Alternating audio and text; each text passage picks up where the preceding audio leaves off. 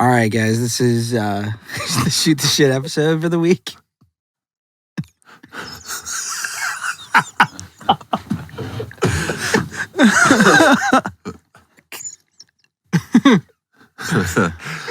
Come on, dude. Just fucking do it. Just fucking do it for me. All right. I got it. Hey, guys. Welcome to the Brofessional Development Podcast. Today is episode, damn it, Rich. 69 probably, 420. 83. Episode 83. We're just going to do a quick update, current events, what's going on in the world. And we'll start it off with Dan. Dan's got some good topics. Let's go, DJ. Right here. They're right here. Are you giving them to Matt to read? You can't do it? I need you to read your own. No, seriously. I don't think it. All right. Come on, dude. Just fucking read. Let's go, DG. You got this, bro. So, for some reason... Okay. For some reason, I thought this would be a good topic. But now that I look at it, I don't know. There was some shit going on with the housing market. A house in Fairfax, Virginia sold within a week for $800K over the asking price. And so, but you have interest rates going up. So I guess my question to you guys was about the housing market, dude. I mean, come on, guys. Like, what? Are you kidding me? Why should this not be legal? Look, I'm sorry. Come on. I'm sorry. No, seriously. Like, I rarely. Everybody deserves to be this rarely. Let me warm it up with a softball. TSA just announced about every major airline stopped enforcing mask mandates. So that's pretty big. Oh yeah, it's a big win. Uber did too. I was at the Uber airport. Lyft, that's right. I was at the airport when it was lifted, so we got the notification that it was lifted, and we saw the note from that federal judge in Florida. So we're walking around with no mask on, and we walk past this lady, and she's like, celebrating the no mask rule, and we're like, yeah, but everyone has their mask on, so everyone's staring at us, and they were like, oh no, don't worry about it. And whenever we went to go through TSA, they made us put a mask on. Because we just came back on Monday. And then whenever the news started spreading around through the airport, and all of a sudden you could see all these people start taking off their masks. And we were on our flight, and that's when on Southwest. In the airport? In the airport, when it was all announced, and we saw everyone start taking off their masks. And it was really weird. I got to see so many different faces, which is so strange. You're used to just seeing these masked faces at the airport. So yeah, that was super cool. And then did you see the videos of people announcing it on the planes? And people were roaring cheers. They were cheering like they just landed in a tornado. They were pumped. Yeah, it was super cool. I flew Southwest. Landed in a tornado. That's right. Landed the plane after a threat of a tornado. Yeah. Okay. I mean, I caught it. All right. Yeah, that was super cool. It was. No, that happened whenever I was on Southwest. The lady announced it on the flight, and same thing happened. Everyone was pumped up, cheering, and they were like, masks are optional. They're like, be nice to your neighbor if they still want to wear theirs, but feel free to take your mask off. Right. So it was pretty cool. Mm-hmm. And then, do you guys have some? I saw Netflix plunge 25%, lost 200,000 subscribers. And they're cracking down on their password sharing or something. So first, let's say, what were they blaming it on? No, it's the first loss of subscribers in over 10 years. And then they blamed it on rampant password sharing and competitors. But not their prices increasing? Okay. Not the price increasing, or not the fact that their number one show is called Is It Cake? That's their fucking number one. There's barely ever anything good on Netflix. You know what I mean? Lately. I don't know. It's a bunch of random shit. I watched this movie on there called Choose or Die. Has anyone watched it? It was a number one, so I was like, fuck it, I'll watch it. And it was this whole premise of this remake of this 1980s movie where you had to, if we were in a room right now, it would be either Matt's tongue or Dan's ear, and they would cut off their own ear, and you had to choose who was going to get punished. And I watched the whole fucking thing, and I don't know why it was so terrible. That sounds awful. Yeah, it was pretty bad. Mm-hmm. Last one I watched, what was that one that was like the Hunger Games? Squid Game? Squid Game, yeah. Other than that, that's all I've got to add to that conversation. That was a fucked up show. I started watching the first season. I don't think I've seen it all the way through. I haven't watched it yet. One more thing I had was just so everybody knows inflation. Like over the last 12 months, it's been 8.5%. But fitting episode, according to the Department of Revenue, Colorado is near lowest level on weed prices at $7.99 a pound, and it's decreased the prices have decreased by 11% in the last year. So while inflation was going up, somehow weed prices were going down. Yeah, I read that at one point in time. Last year during COVID, the all around, especially in Colorado, they were deemed essential businesses, and they did amazing. I mean, revenue soared for all kinds of every state. Pretty much saw it, especially during, like I said, I guess people were at home, won their product, and they kept it open. That in the liquor stores, right? Mm-hmm. But what was your question again? See, I just did. So I was just curious as how that worked. So I'm just curious because like I said, it says everything's going up for inflation, but for weed prices, they're going down, and they're like not. I'm sure they're being hit by inflation in ways, but not like. And it's interesting seemingly. because I hold on, and I should know, but it is. It's kind of I think I know. This is a theory, but I think I have an idea. So if prices are going down and you look at Econ 101, like you would look at supply and demand, right? If more people are cultivating and bringing out product, then there's, I could sell mine for a little bit cheaper because there's so much. Like if it was hard to get, the prices go up, right? Well, absolutely. I mean, the wholesale market out there is again, they're the most mature market, and they've been around for 14 years. It's dipped lower than $7.99. So is that, you just looked that up? That's what it currently is? Yeah. I mean, that is the most mature market, and yeah, they're like, has something to do with what you're saying. I mean, there's a ton of demand. I mean, that I don't know the percentage of people that actually partake out there, but it's higher obviously than any other state given how long they've been around. So price compression, like in any market. I think I said that before on the last podcast.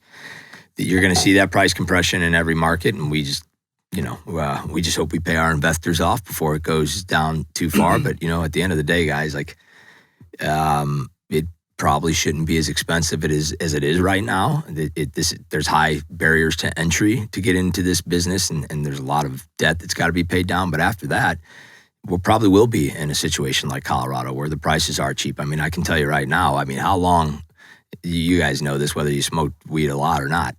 An eighth has always been $50.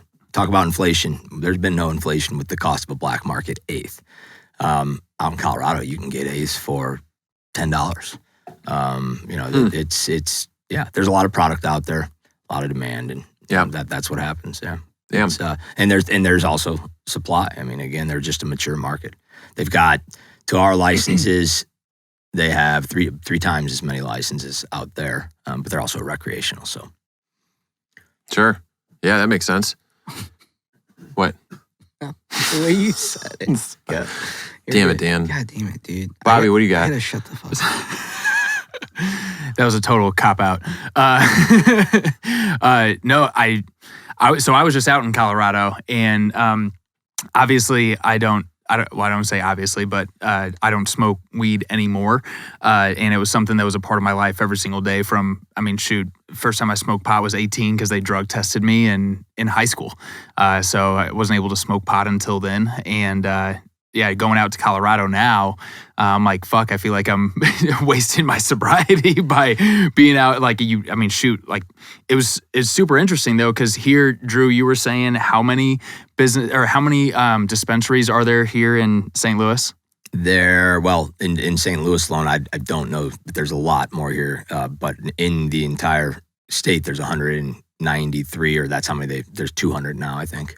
And I don't know what the numbers are in Colorado, but they probably have that in, I don't know how much area, but whenever we drove everywhere that we went, there was little green crosses everywhere for everything recreational. And I even went into a couple places because I was trying to find anything that was just 100% CBD, and that does not exist in Colorado. Like 10-1 was or 10 CBD to 1 THC was the best that I could find. But I don't know if that's a normal thing. No, I mean, it's not normal because, again, they're the pioneers. They've been in it since 2009, and it's probably what you're going to see happen here. I mean, how many times have you driven up and down a Missouri highway and seen a Delta 8, CBD, what do they call it? Ice creams or something? I mean, there's a million of these shops. I mean, the CBD industry is huge. And this Delta 8's a whole different issue that I won't get into, but it's a problem because it's unregulated, unlike our product that is strictly regulated.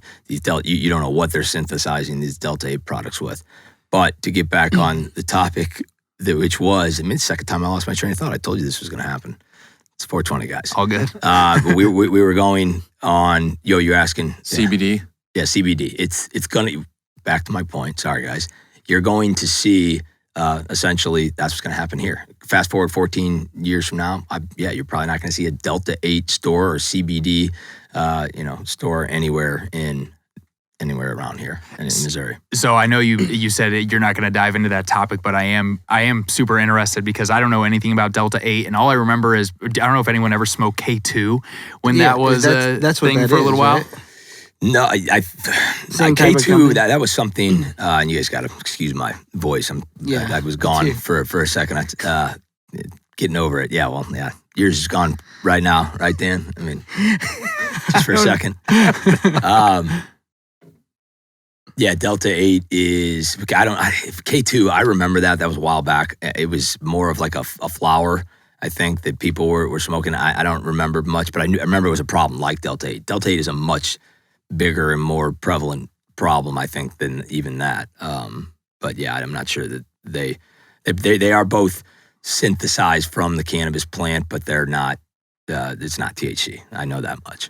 I remember the one time that I did smoke K2. I was at the end of my college career, and I remember being in some apartment in St. Louis, and it came in like a little like plastic baggie, like you'd see like almost like Big League Chew come in, and it literally, so you had to it was almost like spray painted fucking wood chips, and we just cracked it up, put it into this bowl, and smoked it, and you know how weed's supposed to fucking mellow you out. I was angry as fuck. I got in a fight with some dude that night. Yeah, not surprising for me, maybe, but back in the day. But yeah, that was my experience with K2. I'd never done the Delta 8 shit though. That stuff's completely foreign to me. It's just the newer, offshoot of cannabis, similar to K2, but yeah, it's pretty rampant. It's big business in Missouri, and it's a lot. It's concerning because we've got this new medical program in Missouri, and we all know we're crawling out of this stigma, both on the state level and on the federal level. But you've got this product that's essentially, we've been trying to get the Department of Health and Senior Services to come out and say, do something about Delta 8, you guys, because it's unregulated, because we know that people are getting hurt by it. It's because it's not been tested, and you have no idea what they're, again, synthesizing it with, because they have the same products. I mean, they've got the tinctures, vape carts, some dispensaries and, actually sell it here, but it is a concerning thing because it, like I said, it's not regulated, and you can cut out the 10 times that I've said that, in this, but yeah, I mean, essentially the state has not done anything about it, and we're concerned essentially that it's just going to put us back into a stigma when you've got these kids out here with unregulated product hurting themselves. Yep. So how does that, is that going to be something, since it's not federally regulated, is that going to be something where it'll eventually go away? Because K2 eventually went away. Now, did that get banned, or is that will be what happens with Delta 8? And are there like ballots out for getting rid of this shit? I believe, and again, I don't follow Delta 8 too much, but I think it would be done on a state-by-state basis where they would just be passing laws to ban it. I know there's a push here. I'm sure there's several coalitions or PACs that are trying to get something. You'll probably see something pretty soon because it makes no sense, right? You've legalized cannabis in a brand new program under stringent testing guidelines, laboratory testing, and yet you're going to allow this offshoot that is made by people God only knows where. I mean, some reputable companies, don't get me wrong. You know, I'm sure anybody in that business is probably going to hate on me. But again, just think about it. They've created this program and you got this unregulated product out there being sold at gas stations. Doesn't make any sense. And it's not hard to get your medicinal card necessarily, right? You know, there are doctors, yes, that will write you a prescription. I mean, look, at the end of the day, it all depends on, you know, there's a lot of things that this plant can treat, and even some of the simple things that everybody in this room and probably everybody walking around in this city has a problem with at some point in time throughout their week, even if it's a little anxiety. I have no problem sharing that's what I, you know, told my doctor, and that's why he issued the card. You know, so it can be anxiety, but yes, it depends. I mean, I only was there for my own doctor's appointment, but yeah, I'm sure that there are doctors out there that are probably writing cards, you know, and not doing it as under the analysis that you would hope that a doctor would thoroughly vet anything. But yeah, I mean, for the most part, we hope doctors are doing the right thing. We went through NugMD, which is a platform that is online platform that is set up in every, you know, they've got multiple states. We're working with Elevate Holistics right now. Again, reputable companies. You get doctors. I mean, it's an online, but it is actually, you feel like you're at a doctor's appointment. And they have records and they keep it on you and they send your stuff to the state to validate it. So, but there may be some doc in the boxes out there. I certainly don't know about them. Most people, I can tell you, at least if you come through our dispensaries, are directed to do the online, consultations with their doctors. Because interesting thing here, which I think is an interesting topic, if I could throw it out there. Do you know that, well, let me ask you guys, does everybody have a primary care physician in this room? I don't. Okay. What health system are they with? I mean, the big health systems, Mercy, BJC, St. Mary's, or is that BJC as well? Let's stick with BJC and Mercy. You know, right now, because of the federal illegality, it's a Schedule I drug, that the doctor, both Mercy and BJC have told their doctors they cannot write prescriptions or can't do the consultations and issue patient cards. So you really are left to companies, these online companies, or the one-off doctors who are doing this. Because literally almost every doctor, especially in a major metro area like this, is with one of these big health systems. And you know, when you got those juggernauts saying not allowing their doctors to issue cards, we're in this half legitimate world, and it won't be fixed until they legalize it. Anyway. That's interesting. Oh, I never knew. I mean, I bet if you ask St. Louisans, 90% of them, their main doctors are in one of these big health systems. I'm missing the other ones, but we all know, again, the two that I've named, they're the big ones. And yeah, I mean, that means nobody can go to their doctors. And we still have a strong patient count here. I mean, relatively speaking, compared to other medical marijuana markets, I mean, we're almost at 180,000. And I mean, I think the first weed sale in Missouri, medical sale, was October 2020, maybe. So, you know, it's got a strong count. And I mean, they actually just published, the revenue keeps going up every month, showing more and more people spending. Last month, 30.1 million. So Missourians are now spending $1 million a day on medical cannabis. So. Damn. So do you have access? So I'm just curious, from a marketing standpoint, is that something that's public record? So everyone who has a medicinal license, is their information public to where you can do like campaigns to them or anything like that?